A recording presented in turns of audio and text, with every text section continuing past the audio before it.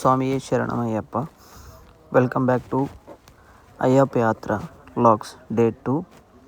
So before going to content, please do subscribe and like my channel ನಾಗಪೋನಿ.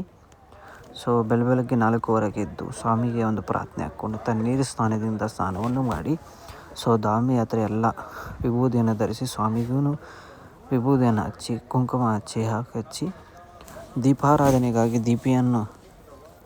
ದೀಪಕ್ಕೆ ಹಚ್ಚಿ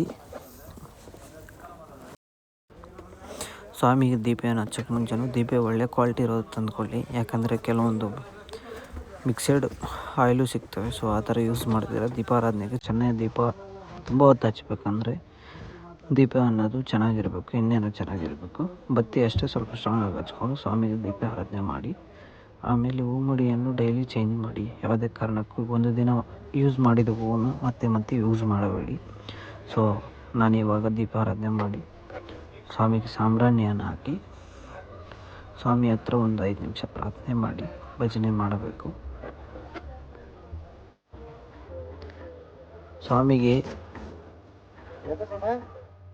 ಅಯ್ಯಪ್ಪ ಸ್ವಾಮಿಗೆ ಶರಣಘೋಷಗಳೆಂದರೆ ತುಂಬ ಇಷ್ಟ. ಸೊ ಬತ್ತಿ ಹಚ್ಚುವ ಮುಂಚೆ ಶರಣಘೋಷೆಯನ್ನು ಕೂರಿಸಿಕೊಂಡು ಸ್ವಾಮಿಗೆ ಆರಾಧನೆ ಮಾಡಿಕೊಂಡು ಸ್ವಾಮಿಯೇ ಶರಣಮಯ್ಯಪ್ಪ, ಶರಣ ಸ್ವಾಮಿ ಅಯ್ಯಪ್ಪ ಅಂತ ಭಕ್ತಿಯಿಂದ ತಾನು ಕರೆದರೆ ಭಕ್ತರು ಸಹ ತಾನು ಬಂದೇ ಬರ್ತಾನಂತ ಒಂದು ನಂಬಿಕೆ. ಸೊ ಅದೆಲ್ಲ ಪೂಜೆ ಮುಗಿಸಿ ಒಂದು 5 ನಿಮಿಷ 10 ನಿಮಿಷ ಶರಣಘೋಷೆ ಮಾಡಿ ಸ್ವಾಮಿಗೆ ಲಾಸ್ಟ್ ಫೈನಲ್ ಆಗಿ ಮಂಗಳಾರತಿ ಕೊಟ್ಟು, ಮಂಗಳಾರತಿ ಆಗೇ ರೀತಿ ನಮ್ಮ ಮಡಿಯಲ್ಲಿರುವ ಅಯ್ಯಪ್ಪ ಸ್ವಾಮಿಗೂ ಇಲ್ಲಿ ಇರುವ ಅಯ್ಯಪ್ಪ ಸ್ವಾಮಿಗೆ ಪೂಜೆ